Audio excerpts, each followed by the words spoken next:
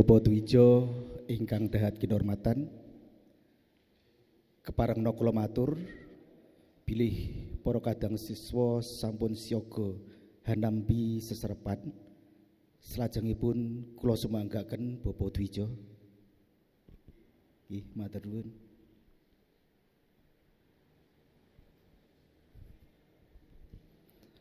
Assalamualaikum warahmatullahi wabarakatuh.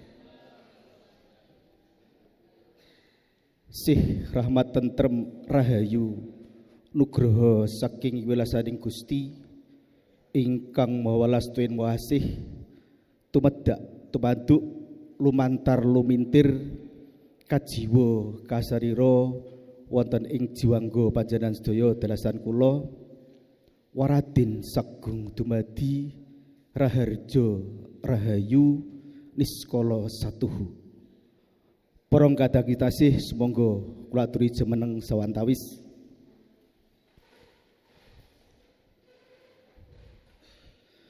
Para kadang kinasih kakung mewah putri satuhu luhuring budi sakderengipun serpan kawitan sumangga kula dherekaken manungku puja wonten ngarsanipun Gusti ingkang maha welas tuwin wasih ngenut agama saha kapitadosanipun suwang-suwang kanthi ageng ing pangajap murih pawiyatan ing ari menika kalaksanan wilujeng tanpa pambing rahayu tanpa reridu manungku puja kawiwitan.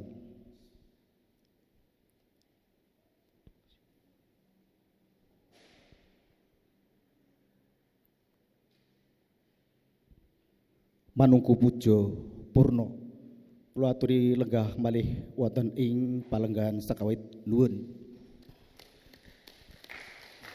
Alhamdulillah tetes. Ngasih sampai rampung ya tetes.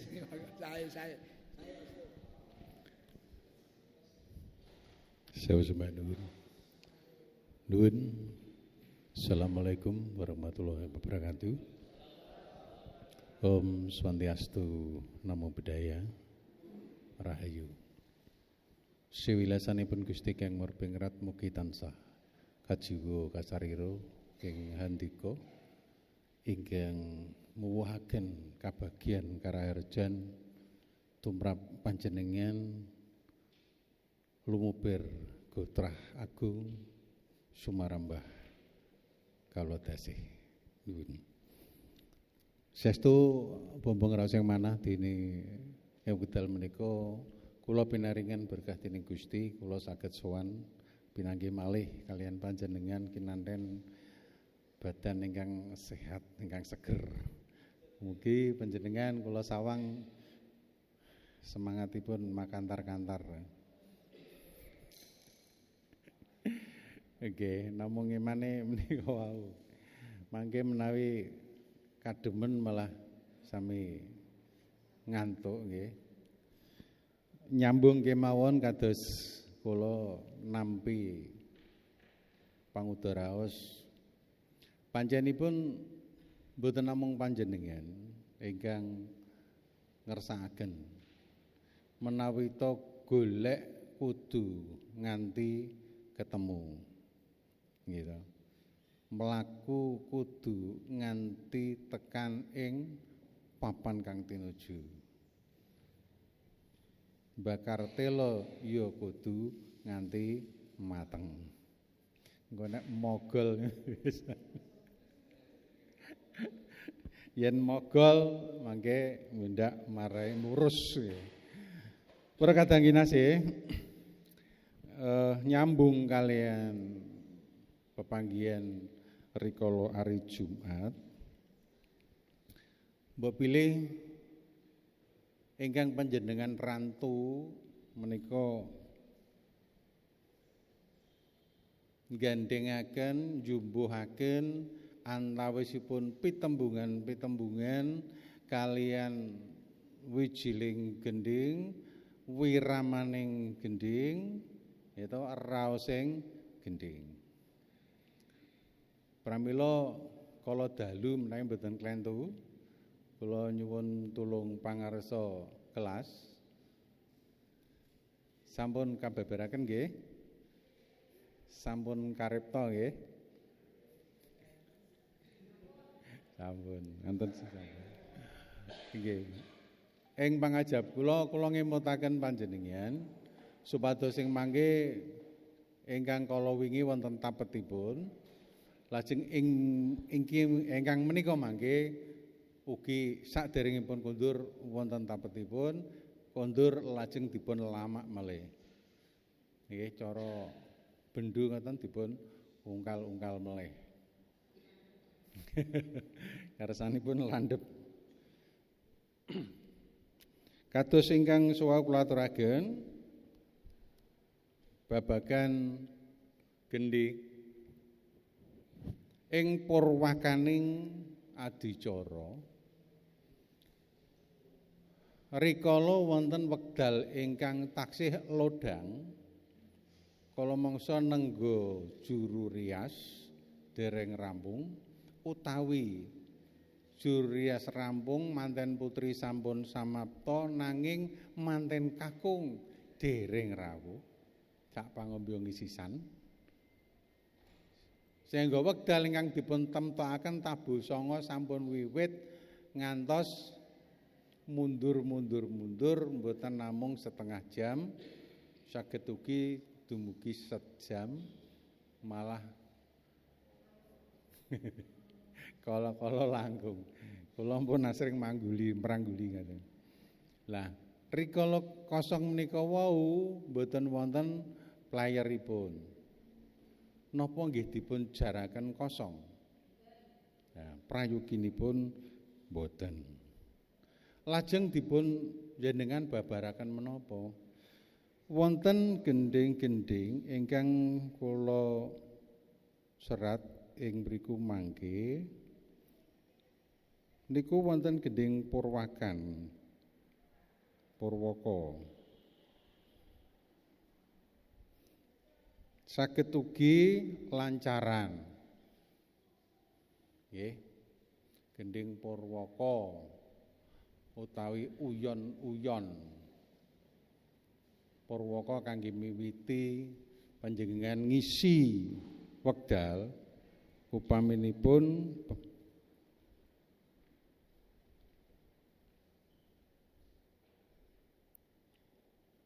kula pendhetaken ingkang menika mawon riyen.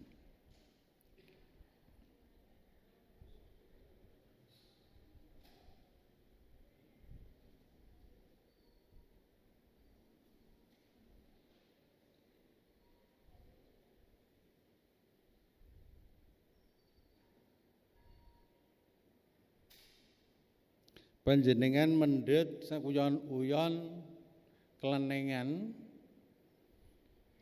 ingkang ira-iranipun saged nuwun sewu pancen menika nggih naminipun cucur bawuk utawi gambir sawit utawi gendhing-gendhing lancaran kadosta manyar sewu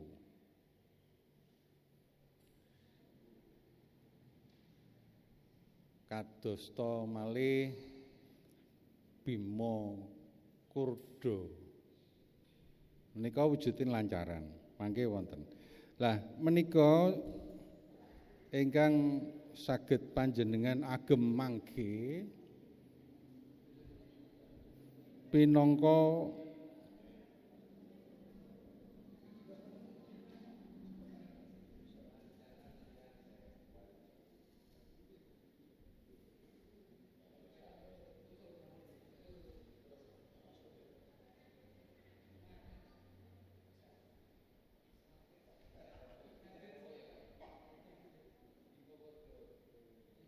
kok mboten ana audine pun Mas. Wau pun saged to.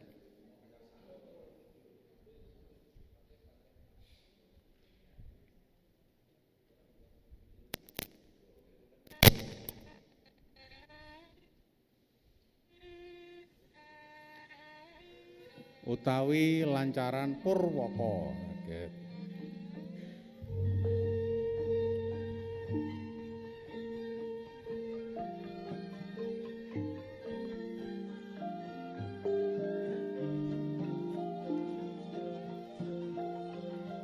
Cakripun kados mekaten, logatipun kados mekaten. Lajeng pambiwara lah napa kanthi gending menika?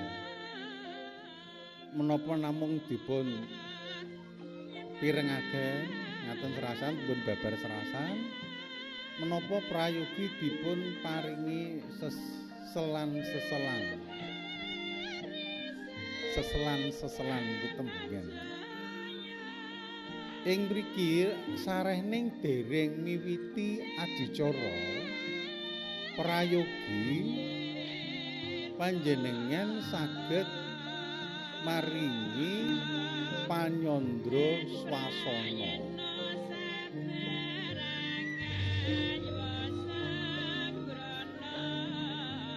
Panjenengan wiwiti kalian kombang.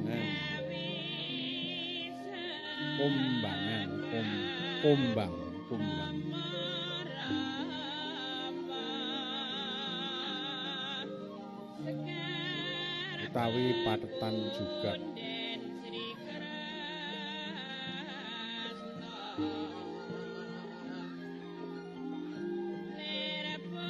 Supados swasana giyak panjenengan mendhet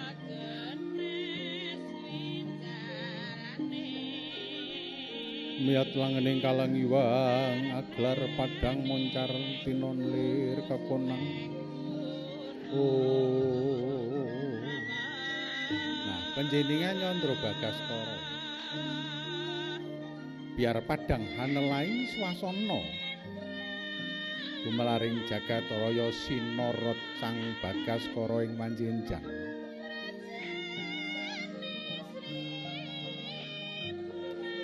Akarya sadaya sami gumregah, sami bangkit, sami hangar karya, ngayahi karya. Kadosta ingkang binabar wonten ing ari puniki ing dalemipun Bapa Cahya Suryana.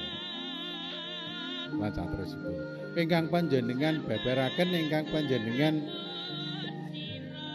menika ingkang panjenengan nggitaken ingkang wonten ing mriku wiwit pasren. Terus mengajuan terus mewingking-wing ngantos dumugi ingkang sami sabiyantu ing karya. Tekan wiwit saka ngarep tekan pawon. Saengga ingkang sami nambut karya ingkang sami tumut-tumut ing pakaryan menika nyanggi pakaryan rasane atine seneng. Tukang adang kok disenggol panatacara. Apian lah sapa iko Bu sapa iko. Sedaya kedah panjenengan Candra kanthi ingkang sae, bab ingkang sae. Ingkang nawung krida, sengkut ikut tan ana kang saru siku. Sami lumampah wonten ing tanggal jawab sowang. Ingkang pinitaya among tamu sampun samapta kekanthi pepaes ingkang sembodo. Kados mekaten panjenengan. Suwahe sedaya pasrene sapa sing gawe? Priyase saka ngendi? Tamu-tamu ingkang badhe tamu sinedahan saking pundi kemawon. Pinarung swaraning dong pradonga kang munyuh hangrangin. Setunggal, kalih, tiga, sekawan. Para tamu sinedahan sampun tedhak jumangka wonten ing wisma pawiwahan. Saperlu paring idi pangestu dumateng risang temanten ingkang ing mangke badhe nglampahi daup cilane akrami. Gitu. Dados swasana lajeng regeng. tanggi tepale ingkang midhanget ingkang tamu sinudan mesti sami enggal-enggal. Menika ing antawisipun. Lajeng mbok bilih panjenengan ing mriku sampun wonten para tamu. Mbok bilih badhe cecaos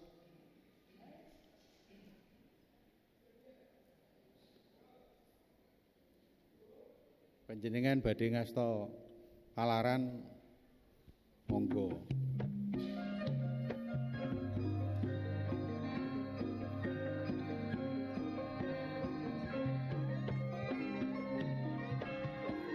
Mas, jalan temparan jalan.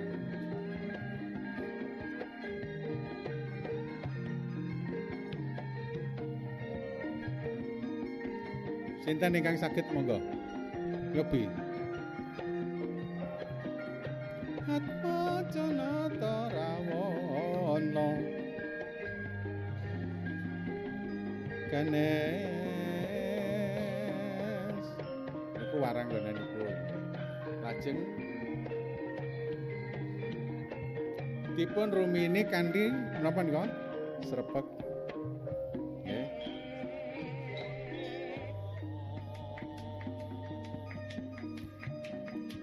Mingkar mingkur reng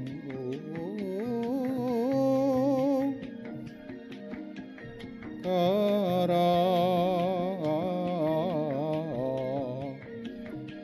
sinten ingkang saged mingkar malih Mas akarana karnan marti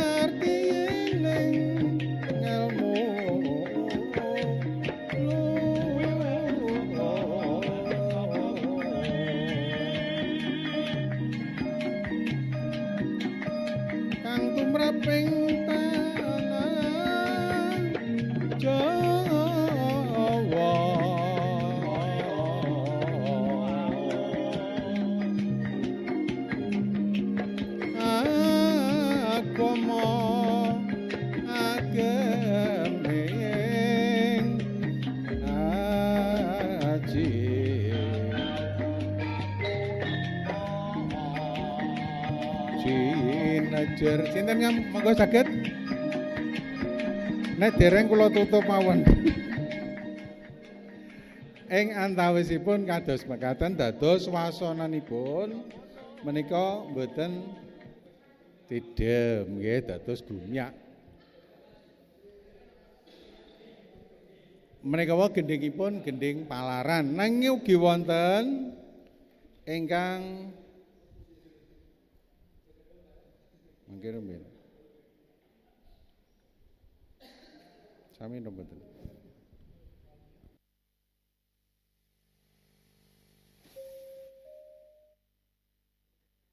Nolak telaku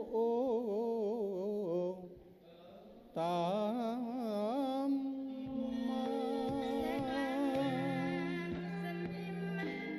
moga ingkang saged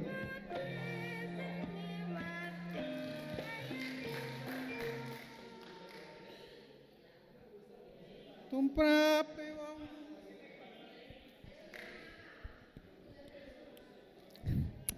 SO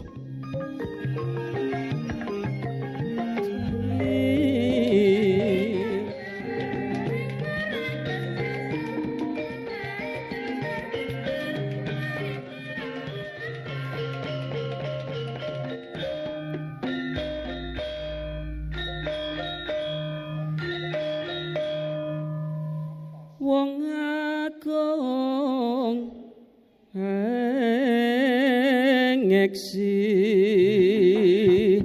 kanto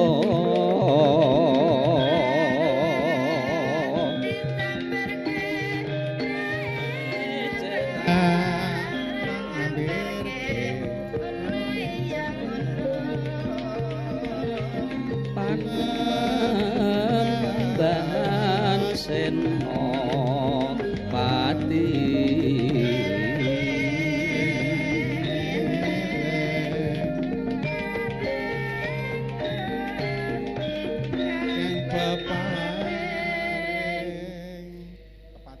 Kepati amat suti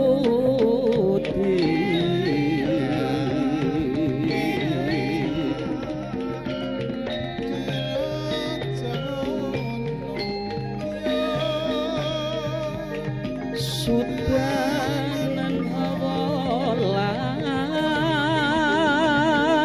nafsu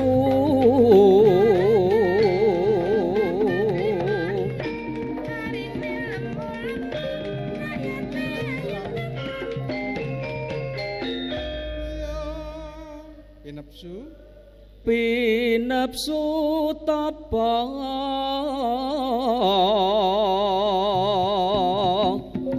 brata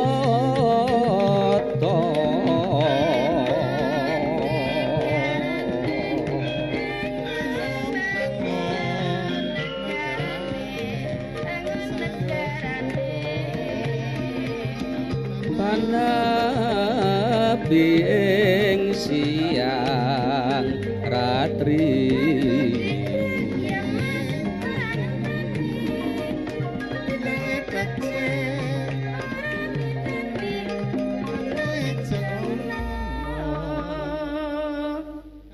hama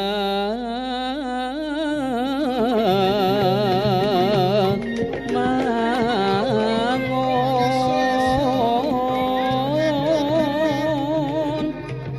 karya natyas ing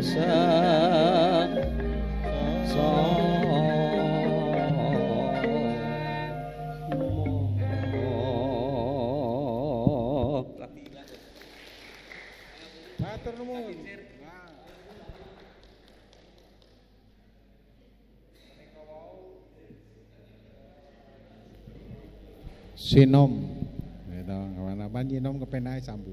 Sinom parijoto.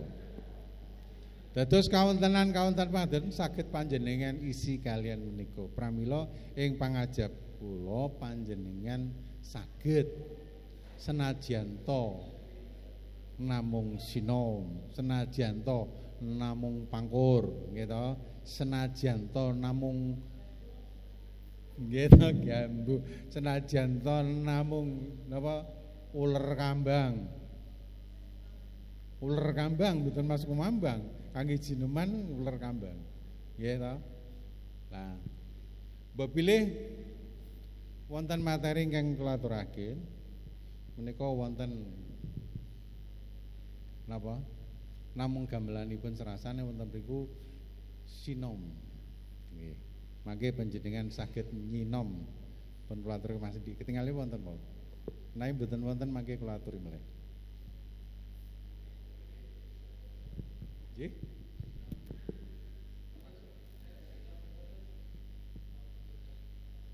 Nggih, pinten-pinten cakrik aliran parijoto nyamat grandel. Nggih, mboten grandel.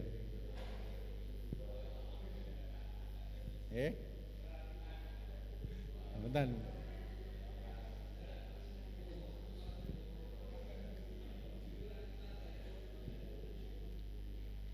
Sakala-kala ing simo. Niku ketinggalan niku grendel. Nek grendel kangge ngunci kori. Nggih. Nggih menika. Dados Ingkang panjenengan kersakaken napa sinom parijata? Nggih, medalipun niku nuladol aku tama nggih to. Lajeng mangke wonten sinom nyamat. Sinom nyamat menika mawi laras pelok. Wong manis tanpa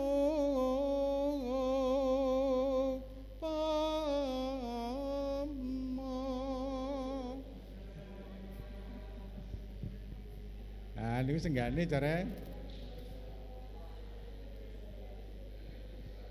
sing lanang ning Taiwan, sing wadon ning Arab Saudi, ora tau pethuk, ora tau pethuk to. Nah, menika wonten malih ingkang nyamat memanismu kang jiwat. Nah, biasane menika wonten ketoprak. Sini nggih to.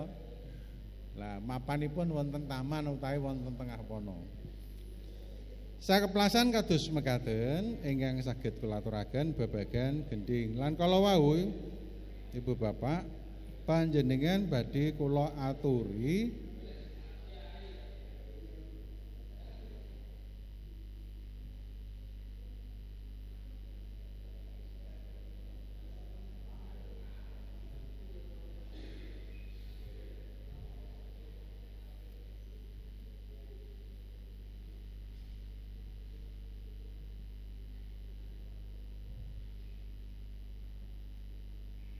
Pancawisan kula sukani seratan Pancawisan malam ini keladran. Napa lancaran?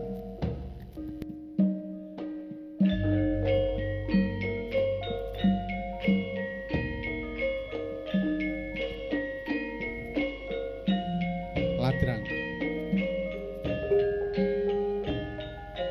Sinten ingkang nampi nabun iki? Putra Mangsa.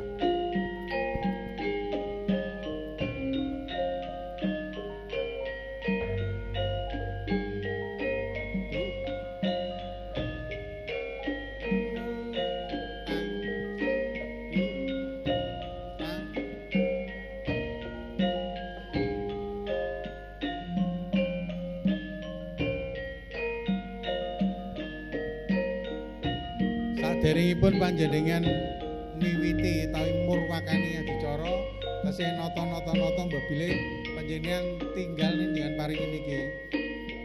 Nggih to? Kalian juru sumbaganipun.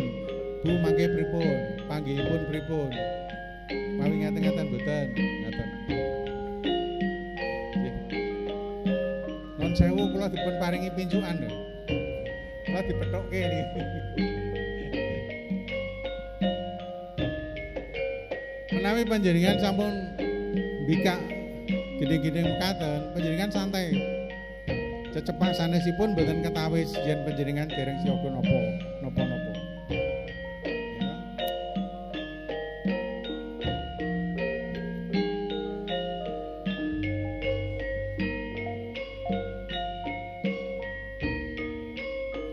Ya. Yen menika lajeng kok panjenengan paring panyandra kinten-kinten trep napa mboten? Praptaning para tamu dambyak. Mboten ta? Mboten saged. Panjenengan bawani saged mboten? Ngadeng ing tengah lawang ora mlebu. Lajeng pripun? Ya dijarke iki wae. Wong sinden wae rawani. Waranggone rawani. Nggih ta?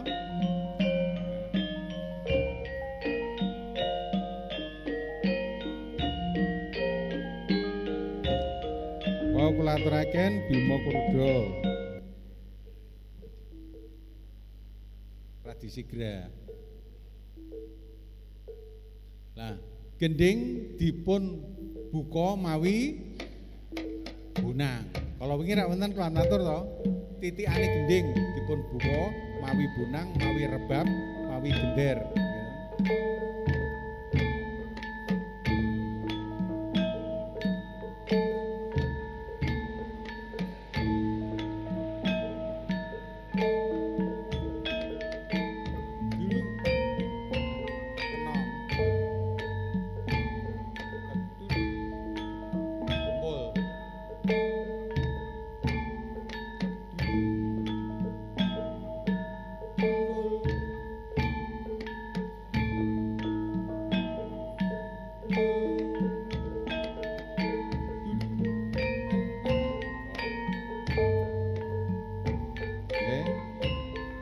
niki larasipun pun pidangan napa kinten-kinten?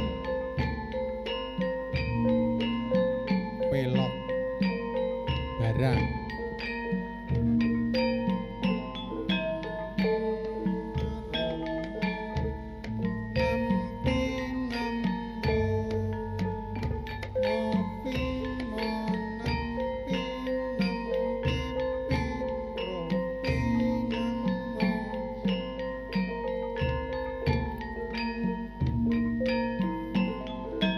Kula ya dinten ke kok ewu.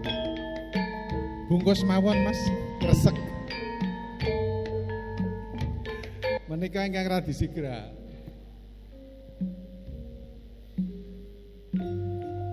Ketuk kerep. Nah menika kula matur wingi ketuk kerep.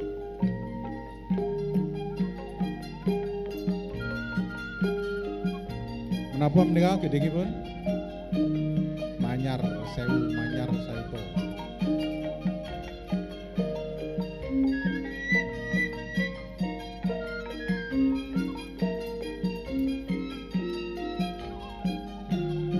Tigang kempul setunggal gong.